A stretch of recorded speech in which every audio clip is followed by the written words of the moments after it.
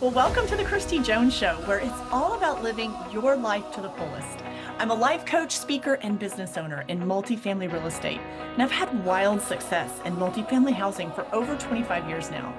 I am so passionate about helping others merge their success and lead a fulfilling life, and I bring it all together right here on this podcast.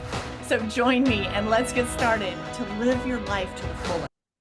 My friend, welcome back to the podcast. I'm really glad that you're back this week to just keep rolling along and all the things to live your life to the fullest. If this is your first time here, a special welcome to you.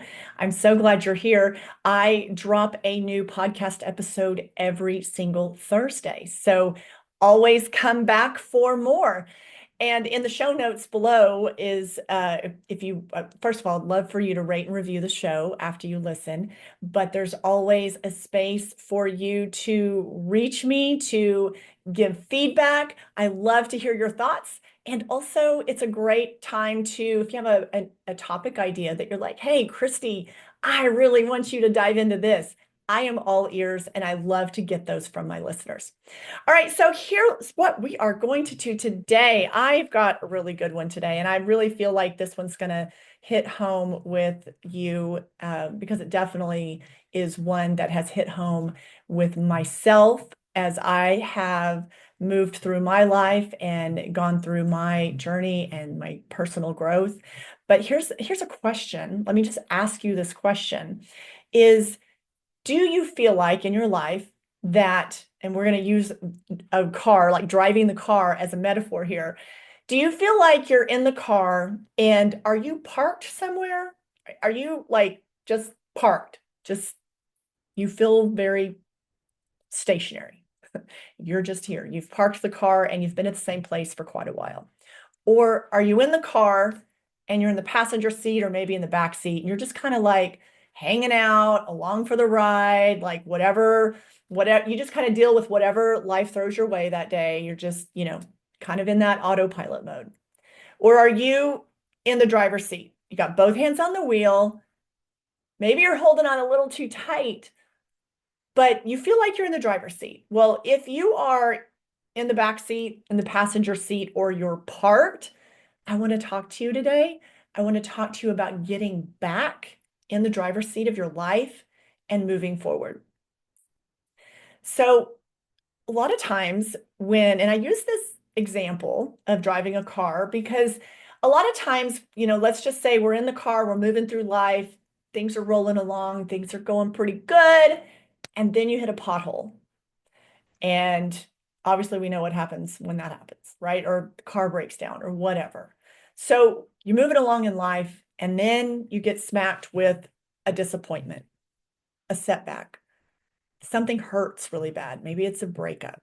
Maybe you lost a relationship. Someone passes away. A big, maybe even just a professional setback that you just got a gut punched. Something changed in a direction that you did not see coming. Whatever that is for you, the setbacks, the disappointments, the hurts, that's part of being human. It's part of life. And if you're here for any length of time, you get to experience some of those. And if that's you, you're very resilient, know that. But sometimes when those things happen, what can happen as a result is you park the car. You just park and then you're not moving forward in your life with any type of intention. You're either stagnant, stuck, or like I said, you're in the passenger seat, the back seat, and you're just along for the ride. Just kind of whatever happens, happens. And I call that kind of moving forward in life in autopilot mode, maybe doing what you feel is expected of you. A lot of times people talk, the way they describe it, that's the words they use is that, I'm doing this because it's what I'm supposed to be doing. And so I want to kind of unpack that a little bit today, give you some things to think about. And especially if you feel like you're parked, the goal is I want you to see that you can get back into the driver's seat of this car We do not need to stay parked at the point of pain. We get back in, put both hands on the wheel, we take a deep breath, we have courage, we have resilience, and we overcome the fear, we overcome the disappointment or the setback, and we move forward with intention. So I want to talk to you about that today. And so let's just start with, parking the car. A lot of times people will, what I call, park the car at that pain point, at that disappointing time, whatever it is that has caused the pain, the trauma, the disappointment, and they just kind of drop the keys and they're just stuck right there. And if that's you, I want you to have so much hope and to know that it is temporary. It is absolutely temporary. And I want you to understand your ability and the role that you play to get out of the parked position, because you're the one, you already have those answers within you. And you just need to stir that up and find that direction and find those answers that are within you of how to go from being in the parked car because of the pain, the disappointment, the setback, whatever it is, and how to get back into the driver's seat and then start moving forward with intention, ideally. But any movement is good movement because movement builds that momentum. So ask yourself, am I staying there? Is my car parked? Have I come to or had this thing in my life that happened, or maybe a series of events took place? And is that where I'm hanging out? Is that where I'm staying stuck? Have I decided to park my car there a little too long? A lot of times the stories that you are telling yourself are what are creating your identity. So the story that you're telling yourself about the meaning of whatever has your car parked right now, that's just our brain is so smart. It will look for ways to back up the thoughts that you're having about yourself. It will go find the evidence. It wants you to be right. So it will go find the evidence to back up that story that you're telling yourself. Like, for instance, if you've had had a day where some things went wrong, maybe you were in a meeting and have you ever had a meeting that didn't quite go the way you had planned, and maybe like the information came out of your mouth wrong and you're like, God, I wish I wouldn't have said it that way. I wanted to present this better and I left out some key parts. So then you start beating yourself up. Maybe you saying like you say negative things about yourself, like, I'm not smart enough to do this. I don't know why I took this position. Maybe I'm not cut out for this. So your brain's going to go to work and then it's going to think about maybe the last week and it's going to give you something a mistake you made the week before. Or it's going to go searching for data to back up your thought and theory about yourself. So you have to be very, very, that's why we have to talk. I did an episode on this, on guarding your mind. You have got to be very protective of the way that you think and then that you talk about yourself. So the story you are telling yourself matters. So if you've got that car parked at the intersection or the parking lot right off of the intersection of where the pain, the hurt, the disappointment, the setback happened, then you're stuck with that story. You're telling yourself that story of why you can't move forward, why it is the way it is, why you just have to settle for status quo, why you have to settle for your unhappiness or your unfulfillment, or you have to settle for you want to experience more success in areas of your life, but it's not happening. So you're just settling. I can tell you right now, there's nothing worse than just settling for anything in your life. You deserve everything of your hopes, dreams, and desires. And you owe it to yourself to show up and to do what you need to do to give that to yourself. So have your back on this. Have your back on this. So we got the car parked. We're disappointed. We're in that space. We're telling ourselves a story that that's what's creating our identity because we're so attached to the pain story. You've got to let the pain story go. You've got to let the pain story go. You've got to move past and not live and park and eat, breathe, and sleep at the intersection of disappointment, at that intersection of the setback, at the intersection of the divorce, at the intersection of the job maybe that you got let go, or the promotion that you feel like you got overlooked. So it's very important to know, like, am I parked there? Am I parked there? And is that where I'm residing? So if you have any of those areas of your life, it's important to pay attention to those. Recognize if you've parked somewhere for far too long. The story that you tell yourself matters tremendously. And to move forward in your life, to move forward through these, the pain points, the traumas, the setbacks, the disappointments, to move past that's going to take intention. It's going to take work by you. And so we have to I use this example of the car because the car's parked. I want to get back in the car. And I don't necessarily just want to sit in the passenger seat or the back seat and live my life on autopilot or just see what happens I love the work I do. I love my career, but we're just going to see what happens. Or it's like throwing spaghetti up on the wall. No, you want to move forward with intention. And so it's important to stir up your courage to do the things that you need to do in your life so you can get back in that driver's seat of the car. We're going to unpark the car and we're going to move forward with intention.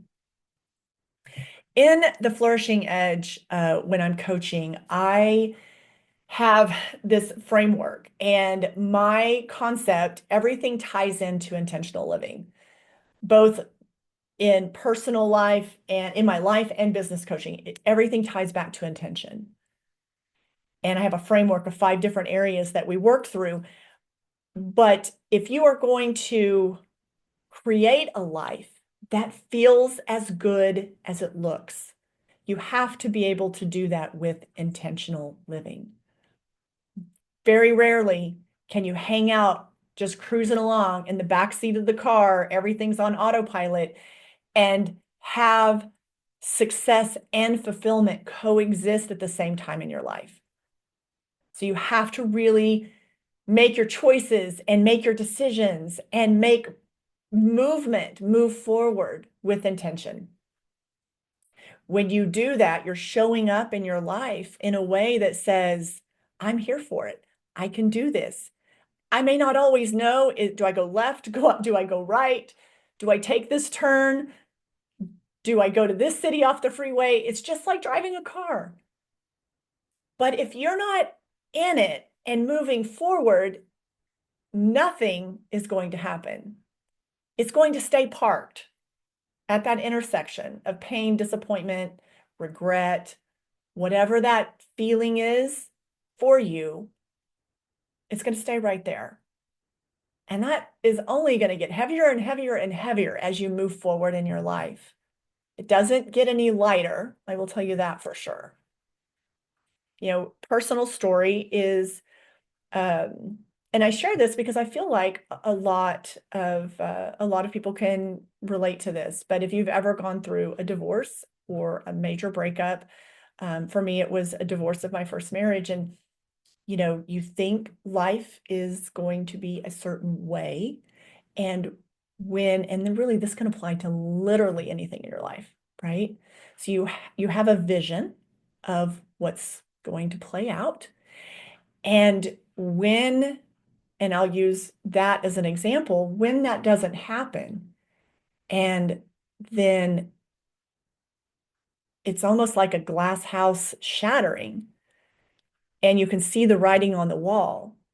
And then when I was forced, not forced, but it felt like I was forced to make a decision because the pain was so great and the emptiness was so great and the betrayal was so great. Everything felt so like I was forced to make this decision. But that's how it felt in the moment. In all actuality, I got to make a choice for am I going to show up for myself, for what's best for my health and my safety and my everything, and for my child? And the answer to that was an absolute yes. Although it took me a while to get to that absolute yes, because it's hard to want to step into discomfort. It's hard to want to sign up for something that's going to be very uncomfortable. It's really hard to sign up for something that's going to be painful. But what you do, and what I suggest, and this is what I did way back then, is I focused my mind on when we go through something that is uncomfortable, we generally, what we want is on the other side of that discomfort. Doing the thing that you're scared to do, what you want is on the other side of that most of the time. So whatever it is in your life that you are hoping for, dreaming for, know that it's going to take some discomfort of working through things, of whatever. And it can be this, there are so many examples that I could give you. But literally, if you think right now of something that you are wanting to have and create and experience in your life, that it is going to take you doing something that's going to stretch you. It's going to feel a little uncomfortable, might even be a little painful. But what's on the other side of that is so amazing. So that was, for myself, that was a very scary, very, unsure time. And, felt like I was letting myself down, felt like I was letting so many people down. It was just very compounded with so many things, yet at the same time, knowing that my health and safety depended on it. And the health and the safety of my child depended on it.